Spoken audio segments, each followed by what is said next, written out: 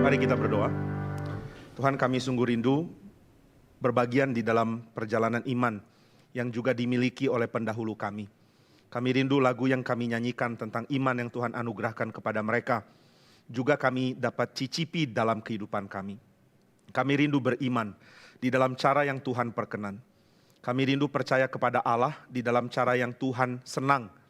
Sehingga kami menjalani hidup kami dengan cara yang menyukakan Tuhan dan yang melatih kami untuk percaya bahwa Allah kami adalah Allah yang maha kuasa, Allah kami adalah Allah yang setia, Allah kami adalah Allah yang menopang, memimpin kami sampai pada kesudahannya.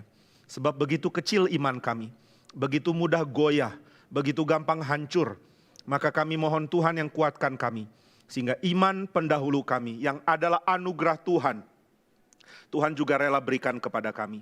Sebab kami tahu para pendahulu kami bukan orang yang hebat, bukan orang yang menjadi pahlawan karena kemampuan mereka. Tuhanlah sang pahlawan, Engkaulah pemberi iman yang sejati kepada mereka. Berikanlah juga iman yang sama kepada kami, ya Allah. Sehingga Engkau bersuka cita, Engkau senang akan hidup kami, sebagaimana kami juga sudah menikmati dan bersenang karena pimpinan Tuhan. Berikan kami pada hari ini firman-Mu yang limpah, sehingga apa yang kami perlu untuk mempunyai iman dan bertumbuh di dalam iman yang benar, Tuhan rela berikan melalui khotbah hari ini. Dalam nama Tuhan Yesus kami berdoa. Amin. Saudara, kita kembali membaca Matius pasal yang ke-21. Matius 21 tadi kita sudah bacakan di dalam pembacaan bersama. Sekarang saya akan bacakan sekali lagi ayat-ayat ini. Matius 21 ayat yang pertama sampai ayat yang ke-11. Ketika Yesus dan murid-muridnya telah dekat Yerusalem dan tiba di Betfage yang terletak di Bukit Zaitun, Yesus menyuruh 2 orang muridnya dengan pesan, "Pergilah ke kampung yang di depanmu itu, dan di situ kamu akan segera menemukan seekor keledai betina tertambat dan anaknya ada dekatnya. Lepaskanlah keledai itu dan bawalah keduanya kepadaku. Dan jikalau ada orang menegur kamu, katakanlah, Tuhan memerlukannya. Ia akan segera mengembalikannya. Hal itu terjadi supaya genaplah firman yang disampaikan oleh Nabi. Katakanlah kepada putri Sion, lihat rajamu datang kepadamu. Ia lemah lembut dan mengendarai seekor keledai beban yang mudah." Maka pergilah murid-murid itu dan berbuat seperti yang ditugaskan Yesus kepada mereka. Mereka membawa keledai betina itu bersama anaknya, lalu mengalasinya dengan pakaian mereka, dan Yesus pun naik ke atasnya. Orang banyak yang sangat besar jumlahnya menghamparkan pakaiannya di jalan. Ada pula yang memotong ranting-ranting dari pohon-pohon dan menyebarkannya di jalan. Dan orang banyak yang berjalan di depan Yesus dan yang mengikutinya dari belakang berseru. Katanya, "Hosana bagi anak Daud, diberkatilah dia yang datang dalam nama Tuhan. Hosana di tempat yang maha tinggi." Dan ketika ia masuk ke Yerusalem, gemparlah seluruh kota itu. Dan orang berkata, "Siapakah orang ini?" Dan orang banyak itu menyahut, "Inilah Nabi Yesus dari Nazaret di Galilea." Saudara, kita akan melihat bagian-bagian yang indah ini dan mengaitkannya dengan apa yang ada di dalam perjanjian lama. Salah satu keunikan Matius adalah ketika dia mengutip, akan ada bagian jelas yang direferensikan, tapi selalu ada referensi lain. Salah satu keunikan Matius adalah penggunaan angka 2.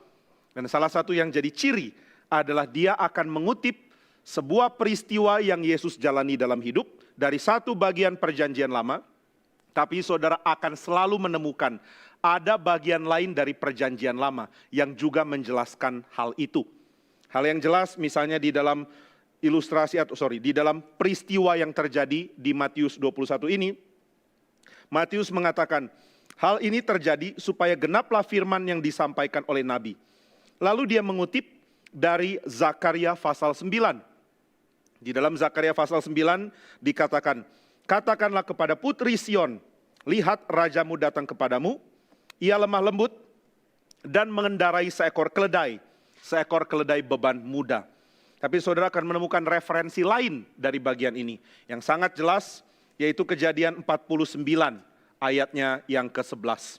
Di dalam Kejadian 49 ayat yang ke-11 dikatakan, "Ia akan menambatkan keledainya pada pohon anggur dan anak keledainya pada pohon anggur pilihan. Ia akan mencuci pakaiannya dengan anggur dan bajunya dengan darah buah anggur. Ini referensi terhadap nubuat dari Yakub kepada Yehuda. Yakub mengatakan bahwa Yehuda akan jadi suku yang menghasilkan raja. Tongkat kerajaan tidak akan beranjak dari Yehuda, ataupun lambang pemerintahan dari antara kakinya, sampai dia datang yang berhak atasnya, maka kepadanya akan takluk bangsa-bangsa. Dari Yehuda akan datang raja, dan raja ini akan menambatkan keledai dan anak keledai. Dua referensi, Zakaria dan Kejadian. Dan keduanya bicara hal yang sama, yaitu bahwa akan ada raja yang datang untuk membawa Israel masuk ke dalam kelimpahan yang Tuhan janjikan. Nah, ini tema yang akan menjadi pesan utama dari Injil Matius. Tapi sebelum saya bahas dari Injil Matius ini, saya ingin kita memahami dulu apa sih yang orang Israel harapkan dengan kedatangan Sang Mesias. Apa yang sebenarnya Tuhan janjikan lewat kedatangan Mesias. Kalau orang Israel mengatakan, kami rindu Mesias datang, kami ingin dipimpin oleh Dia. Kira-kira apa yang mereka maksud? Apakah Mesias sama dengan raja? Kalau Mesias adalah raja, dan ini benar ya, Mesias adalah raja, apakah yang diharapkan oleh orang-orang itu dengan kedatangan raja? Raja datang, lalu dia mau apa? Apa yang kita bisa peroleh? Apa yang akan diperoleh oleh orang Israel melalui kedatangan sang raja? Di dalam nubuat yang dibagikan di dalam kitab suci, ditekankan bahwa yang Tuhan janjikan lewat kedatangan Mesias adalah Israel akan masuk ke dalam keadaan shalom. Mereka akan menikmati Sabat. Nah, itu sebabnya di dalam Matius dikutip dengan sangat akurat bahwa ketika Yesus masuk Yerusalem, orang yang ada di sekeliling dia semua berseru, Hosana bagi anak Daud. Diberkatilah dia yang datang dalam nama Tuhan. Ini merupakan kutipan dari Mazmur 118. Dan kalau saudara baca Mazmur 118, Mazmur itu adalah Mazmur yang bergerak dari pergumulan, dari penderitaan, dari tekanan ketidakadilan, dari kesulitan, dari ketakutan, bergerak kepada puncak kemenangan yang adalah ibadah. Ini pola penting untuk kita pahami. Di dalam Alkitab diajarkan bahwa pergumulan dari keadaan sulit akan menjadi sempurna sukacitanya ketika masuk di dalam keadaan worship atau ibadah. Ini pola harus kita mengerti. Ini merupakan pola Mazmur. Di dalam Mazmur ketika ada pergumulan dan penderitaan, pemazmur berseru kepada Tuhan, Tuhan kasihani kami. Kami seperti rusa merindukan sungai. Kami merana, mata kami sembab karena menangis. Kami memenuhi bantal dan tempat tidur kami dengan air mata. Ada pergumulan yang besar. Lalu apakah keadaan yang Tuhan janjikan untuk membawa kita keluar dari penderitaan? Keadaan itu adalah worship, ibadah. Jadi ketika saudara menderita dan saudara kesulitan, jangan minta kelegaan saja. Saudara tidak hanya minta keadaan lepas dari kesulitan. Seringkali cuma itu yang kita minta. Oh, aku sakit, aku mau bebas dari sakit. Aku ditindas, aku mau bebas dari penindasan. Aku diperlakukan tidak adil. Aku ingin peroleh keadilan. Aku miskin, aku ingin bebas dari kesulitan ekonomi. Tapi di dalam Mazmur diajarkan hal yang lain. Dari keadaan bergumul berat, keadaan puncak setelah selesai bergumul adalah worship, adalah ibadah. Ini merupakan pola yang saudara akan lihat. Di Mazmur-Mazmur, pergumulan lalu worship, pergumulan lalu ibadah. Ini adalah gambaran dari yang dialami oleh orang Israel. Saudara, orang Israel dibuang dan mereka menderita. Penderitaan yang mereka alami adalah penderitaan yang mencakup setiap aspek hidup. Apa sih yang perlu kita dapatkan dalam hidup? Manusia perlu sehat. Pembuangan mengakibatkan banyak orang menderita. Banyak yang dibunuh. Banyak yang dimatikan. Banyak yang mayatnya dibiarkan tak dikubur. Menjadi pemandangan mengerikan bagi mata orang yang masih tinggal di Israel. Lalu orang perlu keadaan ekonomi yang stabil. Setelah Tuhan buang Israel, mereka ada di dalam keadaan yang sangat sulit. Mereka sangat mungkin kelaparan. Sehingga kesulitan mempunyai stabilitas ekonomi hilang. Lalu manusia perlu ada komunitas. Manusia perlu ada kota yang di dalamnya ada keceriaan. Di dalam kitab Yesaya dikatakan aku akan menghantam kota-kota Israel. Sehingga di dalamnya tidak ada lagi orang yang ketawa. Tidak ada lagi suara anak-anak bermain. Bahkan pesta pernikahan pun tidak ada. Orang yang menikah akan menikah dengan tertunduk. Dan keluarga yang menghadiri pesta nikah itu menghadirinya dengan ketakutan. Ini gambaran yang berulang di dalam Yesaya 24 sampai 26. Maka ketika Tuhan menghantam Israel dengan hukuman, tidak ada lagi sukacita yang harusnya bisa dinikmati oleh seorang manusia. Saudara, kita tentu pernah mengalami atau pernah melihat kehidupan orang yang kehilangan sukacita seperti ini. Mereka tidak lagi punya gairah hidup. Mereka kehilangan spark, kehilangan percikan pengharapan untuk dapat menikmati hidup. Dan ini keadaan yang sangat kasihan. Saudara bisa melihat banyak kali pergumulan orang Israel di dalam keadaan sulit membawa mereka menangis kepada Tuhan. Tuhan, kami tidak sanggup jalani hidup yang seperti ini. Kami ingin bebas dari penderitaan ini, tolonglah kami. Dan saudara akan lihat, jawaban Tuhan membuat mereka berseru, bukan hanya mengatakan, terima kasih Tuhan sudah pulihkan kami. Tapi lebih dari itu, mereka akan mengatakan, terpujilah nama Tuhan karena Dia memberi lebih dari yang kita harapkan. Kita seringkali mengharap Tuhan mengerjakan hal yang sifatnya sangat bawah. Saya mau bebas penderitaan, saya mau hidup tenang. Tapi Tuhan janjikan lebih dari itu. Di dalam Injil Yohanes, Tuhan Yesus mengatakan, aku memberikan hidup dan hidup itu adalah hidup yang berkelimpahan. Hidup berkelimpahan adalah gambaran yang Tuhan bagikan di dalam sebuah konsep namanya shalom. Kalau mau pakai bahasa Ibrani katanya harusnya A-nya nggak terlalu terbaca ya, shalom. Ini konsep yang penting sekali, shalom. Apa itu shalom? Shalom adalah sebuah keadaan yang berlimpah. Nah, inilah yang ditandai dengan perintah sabat. Waktu Tuhan perintahkan orang Israel mesti bersabat.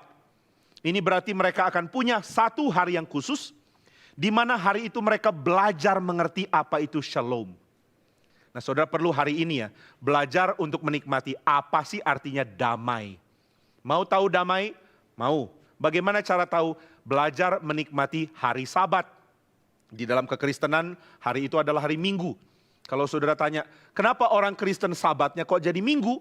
Kenapa enggak Sabtu? Karena Sabat itu sendiri artinya adalah hari ketujuh. Dan hari ketujuh di dalam minggu yang kita jalankan adalah hari Sabtu. Jadi harusnya Sabat itu Sabtu. Kenapa orang Kristen pindah ke hari Minggu? Jawaban yang paling umum adalah karena kebangkitan Kristus adalah Minggu. Sehingga Minggu menjadi hari Sabat baru. Nah, itu sebabnya ketika Tuhan sudah datang, kita menanti penggenapan dari kedatangan kedua lewat menikmati hari Minggu. Hari Minggu mesti dinikmati, mesti. Saudara akan belajar konsep shalom, belajar memahami apa itu damai sejahtera. Maka hari Minggu adalah hari yang Tuhan izinkan orang beristirahat dari kerjaan rutin dia. Ini sesuatu yang unik ya, saudara lihat di semua dunia ini. Orang akan pahami hari Minggu sebagai hari libur. Ini juga di Indonesia terjadi. Hari Minggu adalah hari libur. Nah, kalau orang agama lain mengatakan, kok cuma hari ibadah Kristen yang dijadikan libur? Hari ibadah kami juga harus libur dong. Nah, kalau begitu orang Islam akan minta hari Jumat juga libur. Tapi nggak mungkin, produktivitas akan sulit dipertahankan. Kalau Jumat juga libur, akhirnya ambil jalan tengah. Ya sudah, Jumat setengah hari. Cuma ini yang bisa dilakukan. Lalu bagaimana? Sabtu libur juga. Sabtu libur karena apa? Karena orang Yahudi mengatakan Sabat itu Sabtu. Jadi orang Yahudi bilang Sabat itu Sabtu. Orang Kristen bilang Sabat itu Minggu. Orang Islam bilang Sabat itu Jumat. Akhirnya kesulitan ya. Kalau semua Sabat menurut tiap agama libur, lama-lama kita cuma kerja 2 hari. Nah, jadi ada Sabat, tujuannya apa? Supaya engkau dan saya belajar apa itu shalom. Apa sih damai sejahtera? Aku mau tahu. Yang pertama, damai sejahtera berarti bebas dari pekerjaan harian. Di hari Minggu kita tidak kerja. Kalau saudara bilang, Pak, saya mesti kerja. Saya dokter, dijadwalkan harus jaga tempat darurat di hari Minggu. Bagaimana? Ya saudara minta kekuatan dari Tuhan. Ini sesuatu yang tidak bijak untuk dilawan. Saudara nggak bisa bilang, saya nggak mau kerja di hari Minggu, saya mau bersabat. Tapi kalau pekerjaanmu pekerjaan tolong orang di dalam keadaan darurat, engkau harus kerjakan. Karena makna sabat juga di dalam kitab suci adalah kesempatan untuk bertindak belas kasihan. Karena bertindak belas kasihan juga bagian dari menikmati shalom. Saudara menikmati damai sejahtera bukan karena ditolong orang tapi karena menolong orang. Maka sabat adalah tempat atau hari di mana kita belajar apa itu istirahat, apa itu shalom. Tidak kerja, apakah itu saja? Tidak, beribadah. Kita juga beribadah, kita menikmati shalom dengan datang beribadah. Nah, ada orang yang suka sekali beribadah. Karena di Bandung ada 3 kebaktian, dia ikut 3-tiganya. Kebaktian pertama, kebaktian kedua, kebaktian ketiga. Apakah ini membuat dia lebih baik dari yang lain? Tentu tidak. Tapi kalau orang menyukai beribadah, lalu menikmati datang kepada Tuhan, menikmati dengar firman, menikmati berdoa bersama jemaat, menikmati memuji bersama jemaat, dia akan mulai mengerti apa itu shalom. Dia mulai belajar apa sih artinya damai. Oh ternyata damai itu seperti ini. Dia mulai belajar karena kebaktian. Jadi tidak bekerja kecuali terpaksa ya. Saudara tidak bisa membuat patokan mutlak. Pokoknya tidak boleh sama sekali. Saya pikir bijaksana di dalam memahami kerja dan tidak kerja itu perlu dipahami dengan lebih tepat.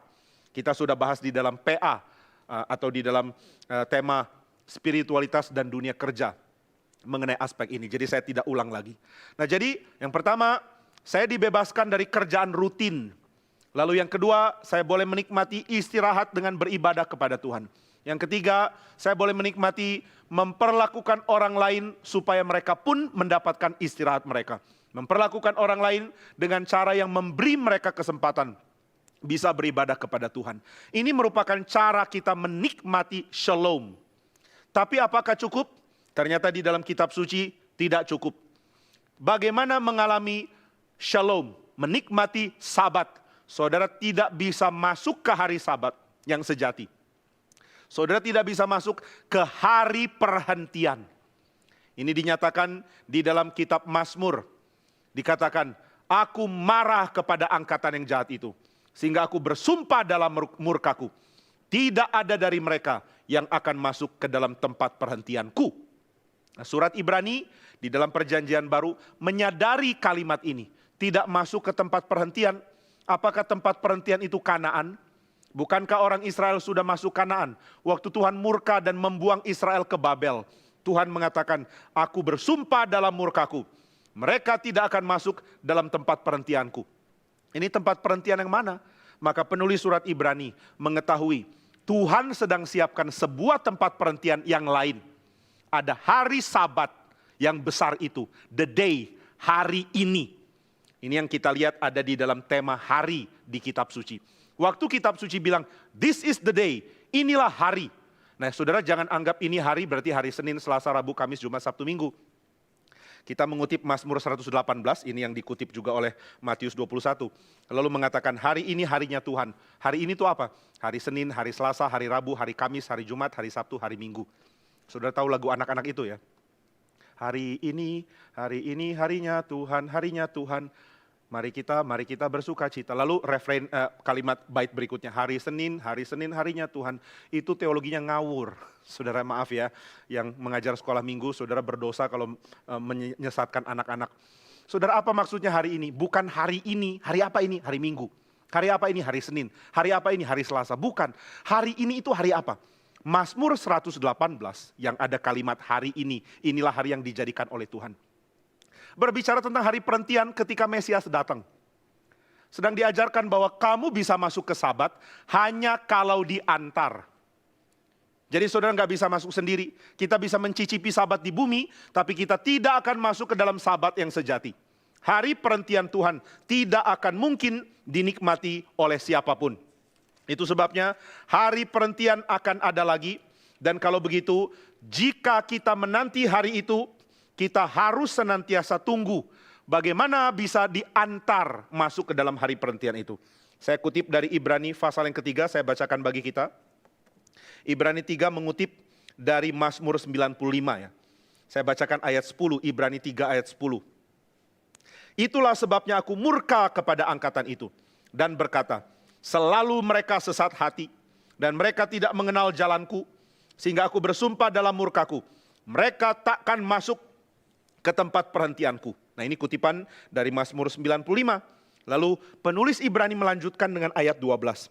Waspadalah hai saudara-saudara, supaya di antara kamu jangan terdapat seorang yang hatinya jahat dan yang tidak percaya oleh karena ia murtad terhadap dari Allah yang hidup. Tetapi nasihatilah seorang akan yang lain setiap hari, selama masih dapat dikatakan hari ini maksudnya hari yang akan datang itu. Supaya jangan di antara kamu yang menjadi tegar hatinya karena tipu daya dosa. Nah, saudara bisa lihat ini, lalu di dalam ayat yang ke-15. Tapi apabila pernah dikatakan, pada hari ini, jika kamu mendengar suaranya, janganlah keraskan hatimu seperti dalam kegeraman. Hari ini hari apa? Ibrani menafsirkan ada dua. Yang pertama adalah hari peringatan. Hari ketika engkau dikatakan, ayo bertobat, terima Sang Mesias. Dan ada hari yang terakhir, yaitu hari Sabat sejati. Perhentian terakhir. Inilah hari yang penuh sukacita itu. Saudara jangan pikir hari akhir itu hari menakutkan. Hari itu bukan hari menakutkan ya. Hari kiamat bukan menakutkan. Di dalam kitab Yoel dikatakan bahwa ada keadaan mengerikan pada akhir hari itu. Tapi saudara harus tahu, keadaan mengerikan itu bukan untuk umat. Ini keadaan mengerikan untuk mereka yang bertindak kejam. Tuhan akan singkirkan yang jahat. Lalu Tuhan akan pulihkan umat. Taruh mereka di dalam kondisi sempurna di langit dan bumi yang baru. Nah, kita mengharapkan ini. Lalu kira-kira di langit dan bumi yang baru itu akan ada apa ya? Tentunya tema utama yang kita jalankan adalah worship, beribadah, menyembah Dia. Manusia perlu menyembah. Ketika kita menyembah Tuhan yang sejati, kita menjadi penuh perasaannya. Kita berlimpah di dalam sukacita dan kita menjadi sempurna sebagai manusia. Karena manusia memang didesain, dicipta oleh Tuhan untuk menyembah Tuhan. Ada banyak hal yang kita lihat ada dalam hidup manusia. Tapi seluruh hal itu diwarnai oleh worship, oleh ibadah. Seorang teolog Kanada, juga seorang filsuf ya, namanya James Smith. Dia mengatakan bahwa hal yang masuk ke dalam setiap bidang hidup adalah ibadah. Ibadah itu digerakkan oleh kasih dan kekaguman. Ibadah juga akan menggerakkan kasih dan kekaguman. Kenapa beribadah? Karena aku cinta Tuhan. Semakin beribadah, semakin mampu cinta Tuhan. Jadi saudara akan menikmati berjumpa dengan Tuhan, mengagumi Dia.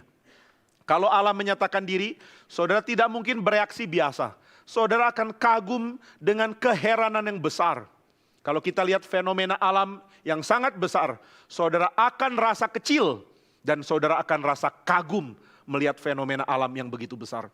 Saya ingat ketika melihat air terjun besar. Lihat dari atas air turun ke bawah. Mengagumkan bukan main. Lalu dengar suara seperti desau air bah. Dari bunyi air yang banyak yang jatuh ke bawah. Membuat bunyi yang mengerikan sangat besar. Lalu kita rasa kecil. Kita merasa kecil berdiri di depannya alam. Apalagi kalau kita berdiri di hadapan Tuhan, kita akan rasa sangat kecil. Tapi saudara, kita rasa kecil karena melihat ada yang agung. Itu membuat kita merasa besar di dalam. Membuat kita merasa agung di dalam. Mengagumi Tuhan bukan mengagungkan diri.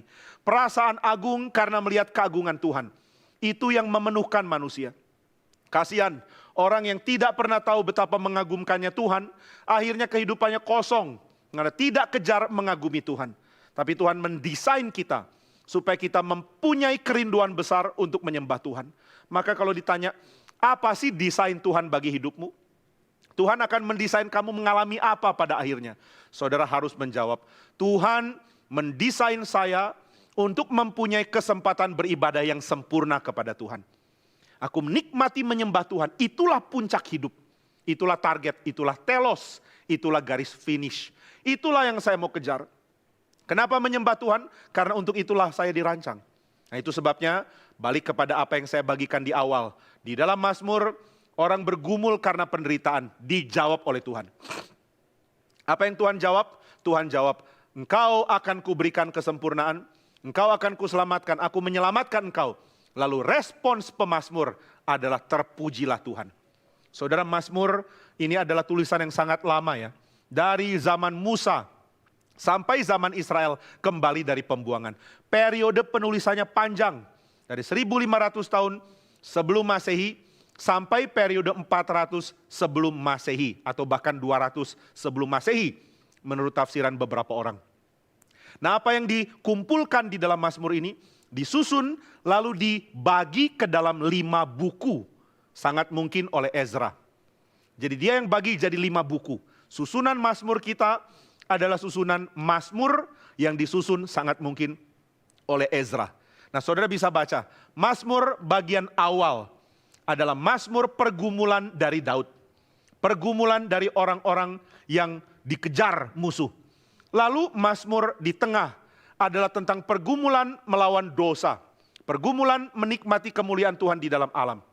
Tapi bagian terakhir, terutama nomor-nomor akhir, berisi seruan terpujilah Tuhan, haleluya, terpujilah Allah, worship. Pergumulan diselesaikan dengan ibadah. Kesulitan hidup disempurnakan, disingkirkan, lalu diubah jadi sempurna karena ada ibadah. Nah, inilah pola yang harus kita tahu. Saudara, kalau tidak tahu, kita nanti akan cari bagaimana hidup jadi sempurna dengan jalan lain. Oh, aku akan bahagia kalau sehat, kalau kaya, kalau baik. Nah, itulah yang dikoreksi oleh Mazmur. Salah. Kamu tidak akan bahagia karena kaya, karena tidak sakit. Kamu akan bahagia karena bisa menyembah Tuhan. Wah, kalau begitu kita mesti cari bagaimana bisa menyembah Tuhan. Bagaimana boleh beribadah. Bolehkah aku datang ke gunung Tuhan yang kudus? Bolehkah aku mendekat ke bait-Mu? Bolehkah aku masuk ke ruang maha suci? Jawabannya sama, tidak. Boleh datang ke gunung yang kudus? Tidak. Kenapa tidak? Hanya mereka yang bersih hatinya, yang murni hatinya, yang bersih tangannya, yang tidak melakukan kejahatan, merekalah boleh datang ke gunungnya Tuhan. Siapa yang tangan bersih, yang hati bersih, yang sempurna boleh beribadah kepada Tuhan? Enggak ada. Lalu bolehkah aku beribadah kepada Tuhan, masuk ke ruang maha suci di bait suci? Enggak bisa. Loh, kalau enggak bisa, kenapa harus dibangun? Bait suci itu jadi seperti tontonan dari luar. Orang Israel cuma ibadah di luar, enggak bisa tahu dalamnya kayak apa.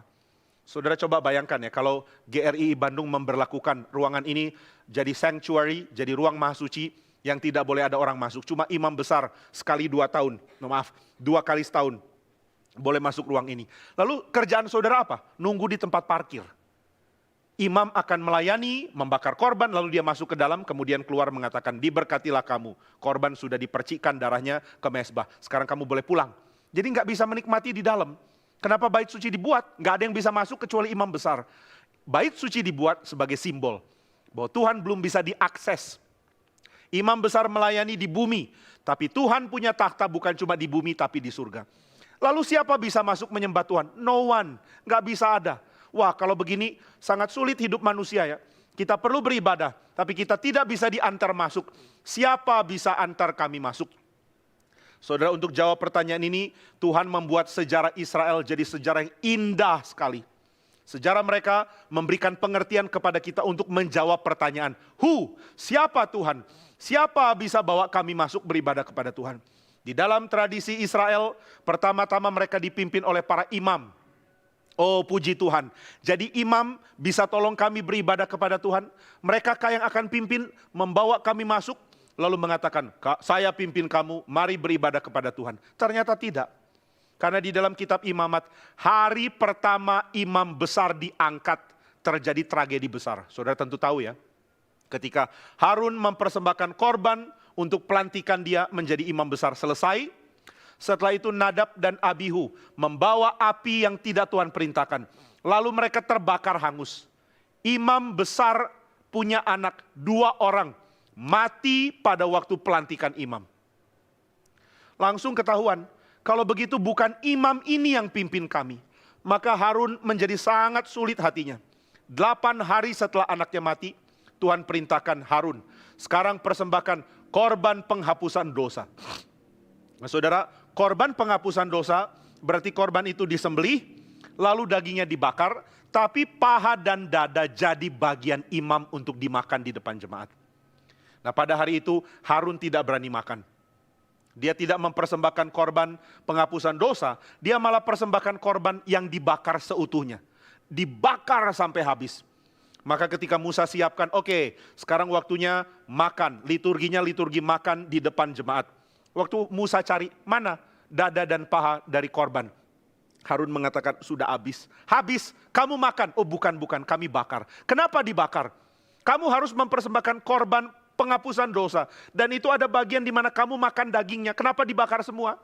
Maka Harun mengatakan, karena anak-anakku 8 hari yang lalu mati, sekarang saya tidak rasa layak.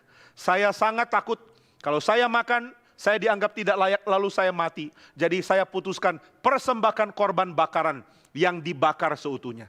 Dan Musa mengatakan, baik, saya setuju yang kamu katakan. Dari situ kita tahu bahwa kitab Imamat mengatakan bukan imam yang akan antar Israel masuk beribadah kepada Tuhan. Lalu siapa dong? Adakah yang layak? Sejarah Israel adalah sejarah nunggu. Ada orang yang tanya sama saya, kenapa perjanjian lama begitu tebal dan perjanjian baru tipis? Saya jawab, karena perjanjian lama bicara soal penantian, perjanjian baru bicara soal penggenapan. Kenapa penggenapannya tipis? Karena penggenapan itu Tuhan berikan di hari akhir. Di tahap akhir, bukan di tengah, tapi di akhir. Maka bagian perjanjian baru jauh lebih tipis dari perjanjian lama. Dan porsi perjanjian lama kebanyakan didedikasikan untuk penantian. Kisah perjanjian lama adalah kisah menunggu. Dan saudara, seorang bernama Jeremy Begbie mengatakan menunggu itu menyulitkan. Nggak ada orang suka menunggu. Saudara, kalau antri apapun ya, rasanya sulit ya. Kalau lihat antrian makin panjang, rasanya stres. Berapa waktu ini kalau kita pergi ke Jakarta, kalau saudara jalan ke Jakarta, saudara menemukan keadaan yang lowong beberapa waktu sebelum. Tapi akhir-akhir ini saudara mulai melihat kesibukan di Jakarta seperti kembali ke normal. Maka ketika saudara masuk kota Jakarta, mulai lihat lagi antrian di gerbang tol. Ini sesuatu yang saya sudah lama nggak lihat. Begitu lihat lagi langsung tertekan, sudah nggak biasa. Begitu lihat mobil mengekor, kaget. Kok mobil banyak begini, biasanya langsung terobos. Jadi rasanya sangat terganggu kalau harus menunggu. Saudara pergi ke antrian di bank misalnya, lalu ambil nomor saudara 158. Begitu lihat angka di situ baru angka 2. Gimana perasaannya? Menunggu itu merepotkan sekali.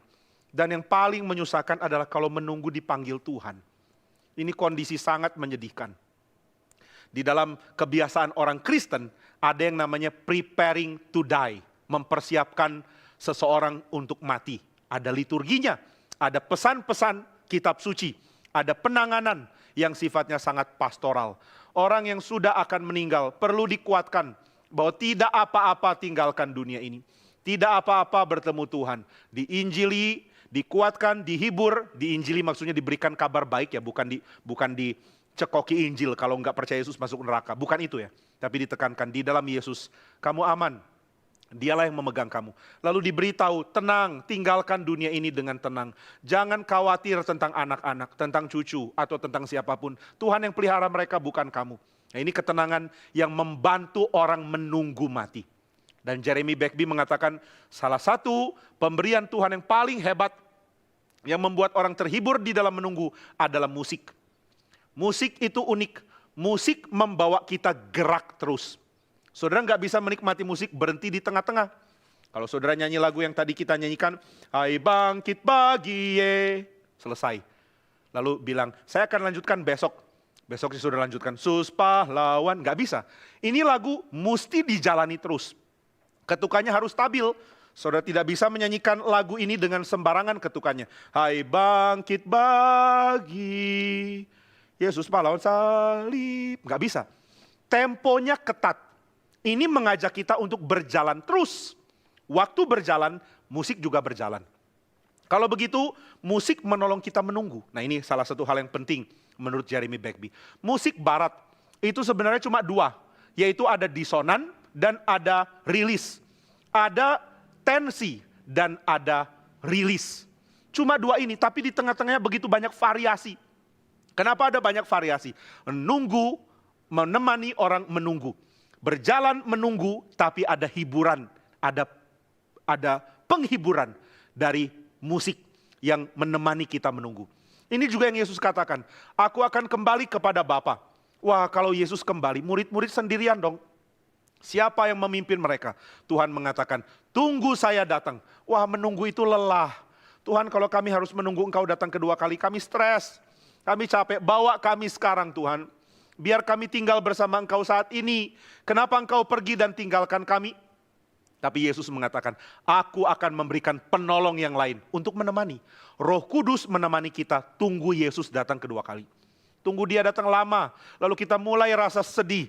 Kita mulai rasa tidak tahan dengan dunia ini. Tuhan, kapankah engkau akan datang kembali? Dan Tuhan mengatakan, pada waktunya aku tidak beritahu engkau. Jadi kami masih harus menunggu lagi. Kami harus bersabar berapa lama lagi? Seruan berapa lama lagi? Ini seruan yang dipanjatkan oleh umat Tuhan. Menanti kapan Tuhan akan pulihkan segala sesuatu. Di dalam Wahyu 6 dikatakan, orang yang dipenggal karena kesaksian Kristus, rohnya ada di mezbah di surga. Lalu mereka berseru, berapa lama lagi ya Tuhan penguasa alam semesta? Berapa lama lagi engkau tidak balaskan darah kami? Dan Tuhan mengatakan, sabar, kamu harus tunggu sebentar lagi. Kamu harus tunggu di dalam jangka waktu tertentu. Menunggu. Sambil menunggu, Tuhan berikan Roh Kudus yang memberikan kita ketenangan, penghiburan yang adalah cicipan dari kesempurnaan yang Tuhan akan berikan nanti. Nah, demikian juga di dalam perjanjian lama, orang Israel tunggu. Siapa pimpin kami beribadah? Waktu mereka lihat Musa, mereka berpikir inilah orang yang pimpin kami beribadah.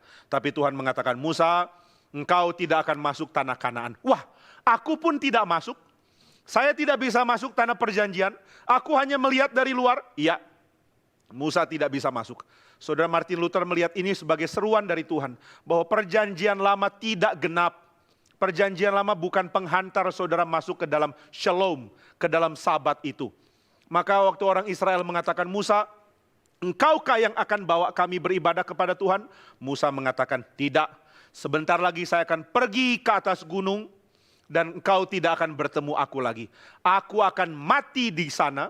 Dan Tuhan akan kuburkan aku di kuburan yang tidak akan ada orang tahu. Maka Musa naik ke gunung dan dia tidak ditemukan lagi. Yosua yang lanjutkan. Lalu orang mengatakan, Yosua, engkaukah akan bawa kami beribadah? Tapi Tuhan mengatakan kepada Yosua, Yosua, tanah ini masih banyak tempat belum ditaklukkan dan engkau sudah tua. Bukan Yosua. Lalu siapa? Para hakim. Tidak ada satupun para hakim yang bicara soal worship. Mereka tidak bawa orang Israel beribadah kepada Tuhan, bukan mereka. Lalu apakah Samuel? Bukan. Karena setelah Samuel, anak-anaknya yang korup seperti akan melanjutkan dia. Dan orang Israel protes. Kami tidak mau dilanjutkan oleh anak nabi yang korup. Nabinya baik, tapi anaknya korup. Maka Tuhan angkat raja. Dan apakah Saul orang itu? Bukan.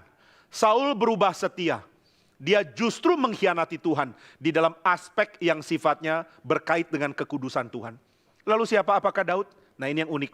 Daud jadi gambaran bahwa yang akan antar orang Israel beribadah adalah seorang raja. Nah, ini yang membuat kita merasa ada sebuah titik terang. Ada pancaran sinar pengharapan yang masih kecil di dalam diri Daud. Daud, engkaukah raja yang akan bawa kami beribadah? Daud mengatakan, bukan, tapi aku adalah contohnya. Aku prototipenya.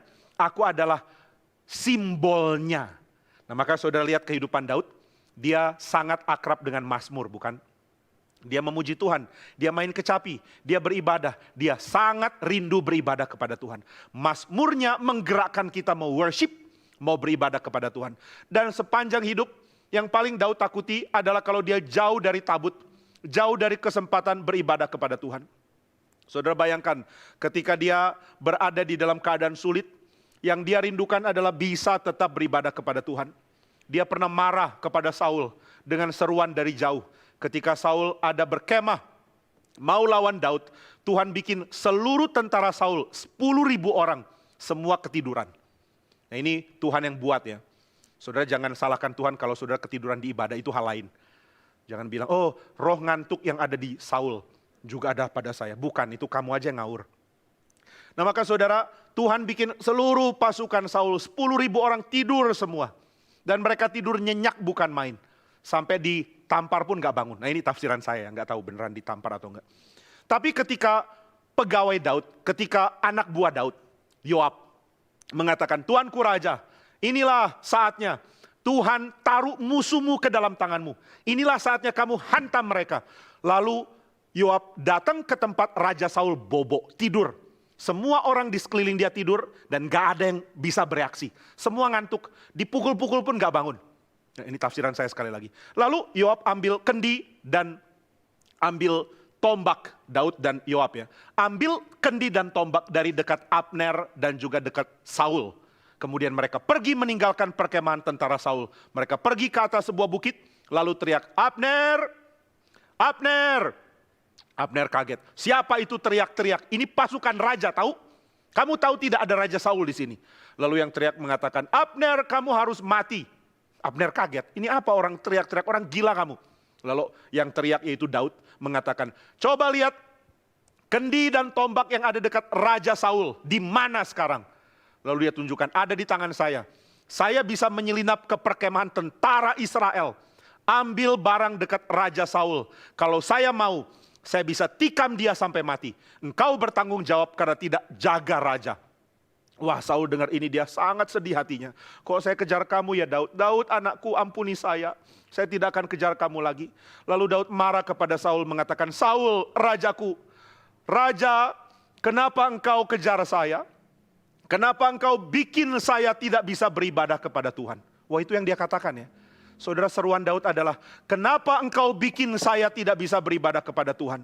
Daud tidak mengatakan, kenapa bikin saya nggak bisa senang-senang? Kenapa bikin saya jadi tidak tenang? Daud mengatakan, mengapa engkau bikin saya tidak bisa beribadah kepada Tuhan? Engkau seolah mengatakan, beribadahlah kepada Allah lain. Saya tidak mau itu. Maka Daud punya kerinduan ibadah yang besar sekali. Lalu saudara bisa lihat kehidupan dia. Setelah dia jadi raja, hal yang paling besar dia kerjakan di Yerusalem adalah bawa tabut perjanjian ke tengah Yerusalem. Yerusalem harus jadi tempat ibadah. Ini bukan tempat raja yang dengan sombong memamerkan aku penguasa hebat. Tapi ini adalah tempat di mana orang beribadah kepada Tuhan. Dipuaskan hatinya karena bisa beribadah kepada Tuhan. Lalu waktu tabut perjanjian mau dibawa, Tuhan tegur Daud dengan membunuh Uza. Nggak bisa tabut dibawa dengan cara begini. Akhirnya Daud sadar, wah saya tidak pakai liturgi dari imamat. Waktu bawa tabut perjanjian masuk Yerusalem. Maka dia ubah. Sekarang yang pikul imam. Pikul dengan pikulan yang Tuhan sudah atur.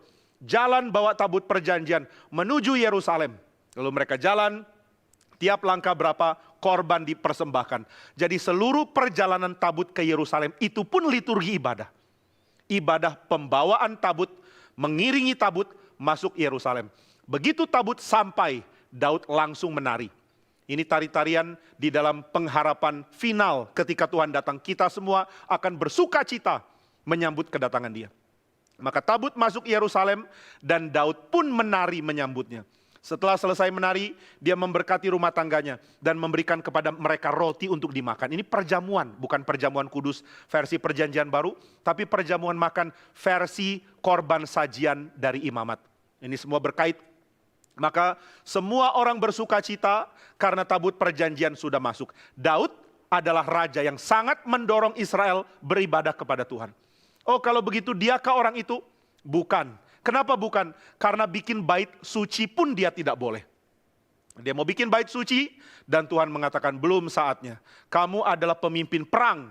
Sedangkan bait suci harus didirikan di saat damai.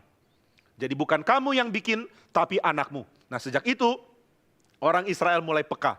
Oh, ternyata yang akan bawa kami beribadah kepada Tuhan adalah anak Daud. Kalau begitu kita tunggu anak Daud bawa kita beribadah. Ternyata bukan Salomo. Karena yang diharapkan dari Salomo, yaitu membawa Israel beribadah kepada Tuhan, justru gagal di hari tua Salomo. Di hari tuanya, Salomo beribadah kepada berhala. Apakah dia berubah setia kepada Tuhan? Dia tidak berubah setia dalam arti dia tidak menjadi penyembah berhala. Tapi dia mengikuti istri-istrinya. Istri-istrinya banyak dan mereka menyembah berhala. Salomo bikinkan kuil-kuil bagi ilah-ilah palsu karena istrinya. Saudara masih belum rasa ya kekuatan pasangan untuk membuat engkau saleh. Dan juga kekuatan pasangan untuk membuat engkau jadi orang brengsek. Pasangan yang salah bikin kamu makin ngawur hidupnya. Makanya anak muda pilih pasangan yang benar. Kalau engkau tidak pedulikan iman, lalu cari pasangan seenaknya. Biar hidupmu hancur, lalu nangis ke Tuhan. Saya harap Tuhan berikan belas kasihan untuk kamu bisa kembali kepada dia. Maka saudara sekalian, anak Daud gagal. Kalau begitu siapa yang akan bawa kami beribadah? Ini yang terus dinantikan oleh orang Israel. Dan Injil Matius mengatakan, lihat inilah orang yang akan membawa engkau beribadah. Maka proses masuknya Yesus ke Yerusalem menjadi proses yang mengaitkan perjalanan Kristus dengan Mazmur 118. Apa yang ada di Mazmur 118? Mari kita baca beberapa bagian dari Mazmur 118. Ini membuat kita makin jelas tentang apa yang dikatakan. Di dalam ayat yang kelima, Mazmur 118 dikatakan, dalam kesesakan aku telah berseru kepada Tuhan. Tuhan telah menjawab aku dengan memberi kelegaan. Tuhan di pihakku, aku tidak takut. Ada pergumulan, lalu ada pengharapan di hadapan Tuhan, di dalam Tuhan. Ayat 10, segala bangsa mengelilingi aku, demi nama Tuhan, sesungguhnya aku pukul mereka mundur. Ayat 13, aku ditolak dengan hebat sampai jatuh, tetapi Tuhan menolong aku. Jadi Tuhan adalah penolong. Tapi pemazmur tidak puas hanya dengan ditolong Tuhan. Dia ingin dibawa beribadah kepada Tuhan. Maka ayat 18, ayat 19 mengatakan, bukakanlah aku pintu gerbang kebenaran. Aku hendak masuk ke dalamnya. Masuk kota Yerusalem ya. Aku hendak mengucap syukur kepada Tuhan. Inilah pintu gerbang Tuhan. Orang-orang benar akan masuk ke dalamnya. Pintu gerbang Yerusalem dibuka, lalu orang masuk untuk datang ke bait suci. Ayat 22, batu-batu yang dibuang oleh tukang bangunan telah menjadi batu penjuru. Hal itu terjadi dari pihak Tuhan. Suatu perbuatan ajaib di mata kita. Ini hint lagi, bahwa Tuhan akan perbaiki worship, akan bawa orang menikmati shalom, menikmati damai, menikmati sabat, menikmati beribadah dengan adanya batu yang dibuang, yaitu Yesus.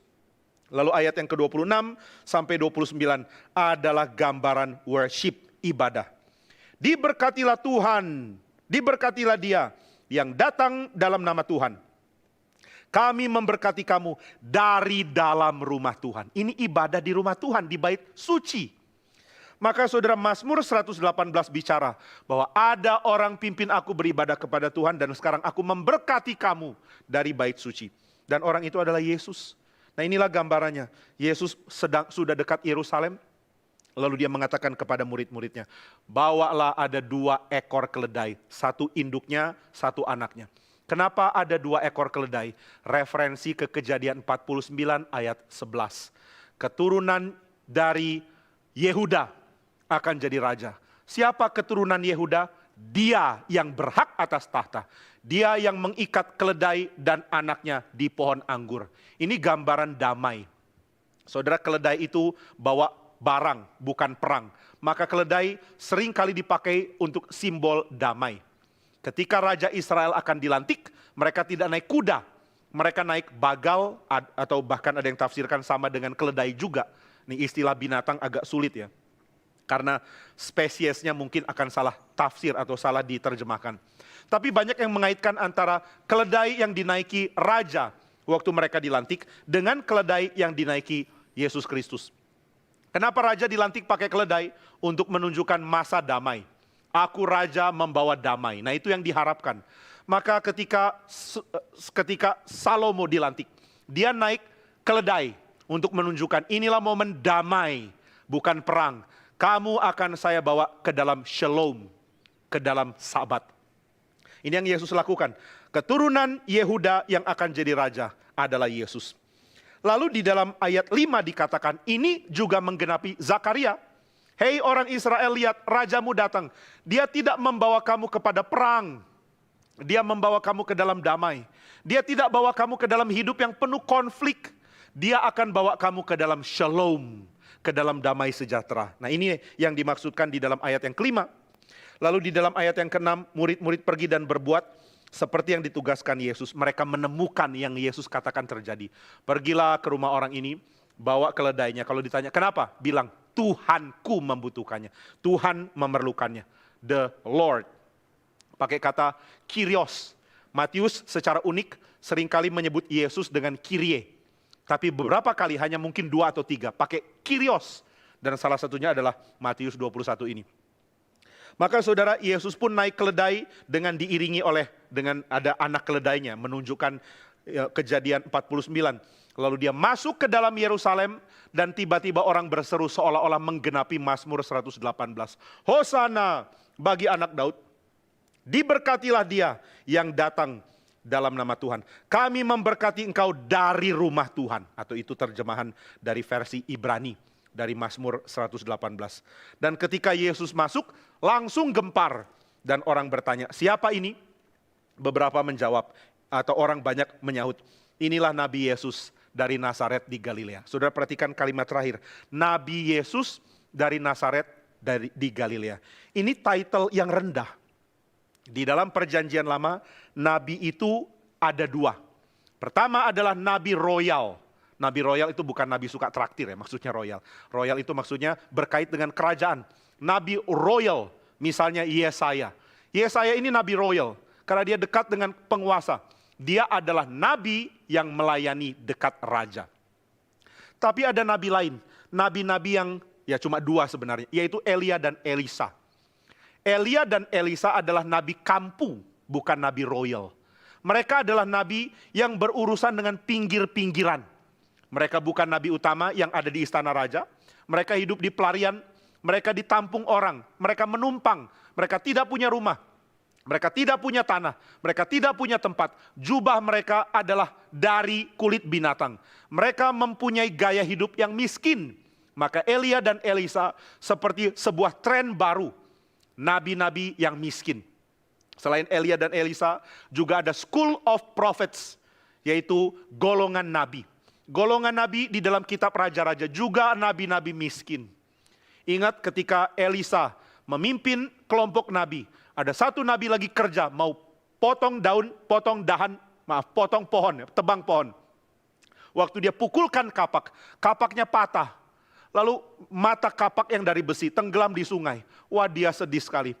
Tuan, itu kapak mahal. Kapak semahal apa sih? Itu bukan jam Rolex kok. Kapak itu barang murah. Tapi nabi itu miskin. Sehingga dia mengatakan, Tuan, kapak itu sudah hilang. Saya tidak sanggup bayar, uangku nggak cukup. Nabi-nabi miskin.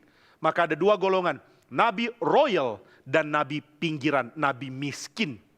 Saudara, waktu orang menjelaskan, inilah Nabi Yesus dari Nazaret. Yang mereka jelaskan adalah Yesus itu nabi miskin.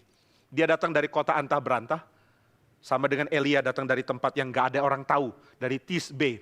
Di mana Tisbe? Mana ya Tisbe? Sebelah mananya Cilacap? Gak ada yang tahu.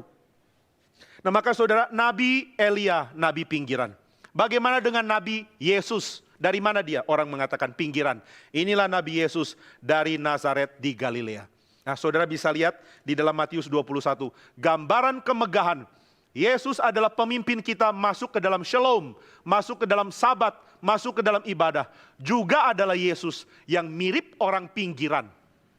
Bayangkan, untuk menggenapi kejadian 49, Yesus mesti pinjam keledai. Wah, ini raja kok pinjam keledai? Dia utus murid-murid, ya guru, pergilah ke Betfage. Ngapain? Nanti di situ ada keledai. Pinjam untuk aku. Pinjam? Wah, ini nabi apa? Ini raja apa? Raja kok pinjam keledai? Tapi itu yang terjadi. Yesus miskin. Yesus tidak punya uang. Banyak orang mengatakan, Yesus kaya kok, jubahnya diperebutkan. Saudara, punya jubah tidak berarti kaya. Semua orang punya jubah pada waktu itu. Nah maka Yesus tidak punya uang untuk punya keledai. Dia jalan kaki kemana-mana. Waktu dia mau make point, waktu dia ingin menyatakan pesan bahwa dia penggenap kejadian 49 dan Zakaria 9. Dia perlu pinjam keledai. Tapi apakah Yesus orang miskin yang tidak berdaya? Bukan. Karena dia mengatakan kepada murid-muridnya, pergi dan ambil keledai betina yang tertambat. Jika orang tanya, hei mau dibawa kemana? Katakan kepada mereka, Kyrios atau Tuhan memerlukannya. Lalu dikatakan selanjutnya, ia akan segera mengembalikannya. Wah, ini pinjam, tapi waktu Yesus mengatakan, beritahukan kepada orang yang punya keledai. Kalau dia tanya, kenapa kamu ambil keledai itu? Bilang, Tuhan memerlukannya. Orang itu langsung izinkan, ada kuasa Tuhan. Yesus adalah orang berkuasa, tapi miskin. Dia punya power, dia punya otoritas melampaui siapapun. Tapi dia rela jadi miskin. Maka dia pergi dengan keledai pinjaman, dan ketika mereka jalan, yang menjadi alas untuk menyambut adalah ranting dan baju orang miskin. Baju para pengikutnya yang sederhana. Saudara kalau lihat rombongan ini, saudara akan hina mungkin. Karena ini adalah rombongan pemimpin yang tidak jelas asalnya, diikuti oleh orang-orang yang tidak jelas status sosialnya.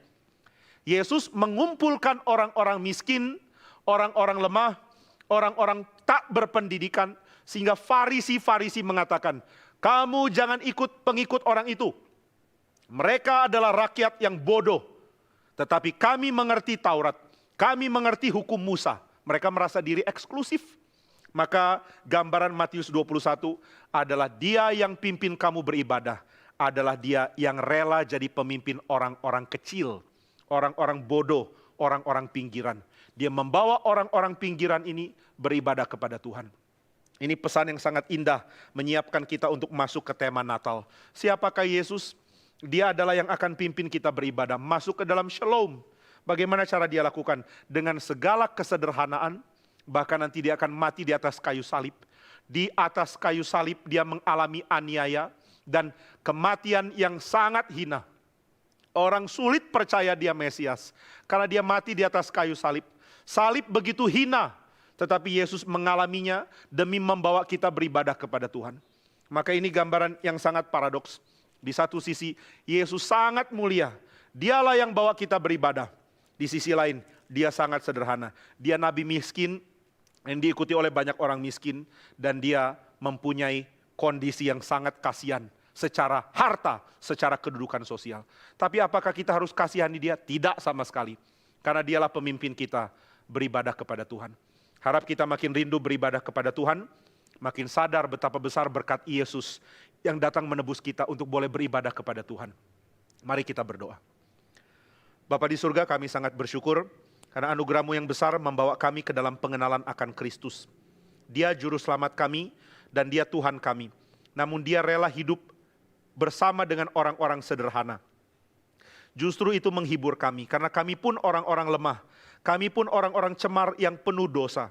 Meskipun kami sering kali dianggap baik secara sosial, secara status di masyarakat. Tapi kami tahu siapa kami. Kami hanyalah sampah, hanyalah pengemis di hadapan Tuhan. Karena itu kami bersyukur, karena Tuhan rela mengasihi kami. Yesus ada di dalam dunia, dan dia mengasihi orang miskin, orang sakit, orang pinggiran. Dan kami orang-orang pinggiran bersyukur, karena kami pun dikasihi oleh Tuhan Yesus. Kiranya Tuhan membawa kami beribadah kepada Tuhan, mengizinkan kami masuk ke dalam hari itu, hari Sabat sejati, di mana shalom Tuhan, damai Tuhan berlimpah oleh karena Kristus. Terima kasih ya Tuhan, dalam nama Tuhan Yesus kami berdoa dan bersyukur. Amin.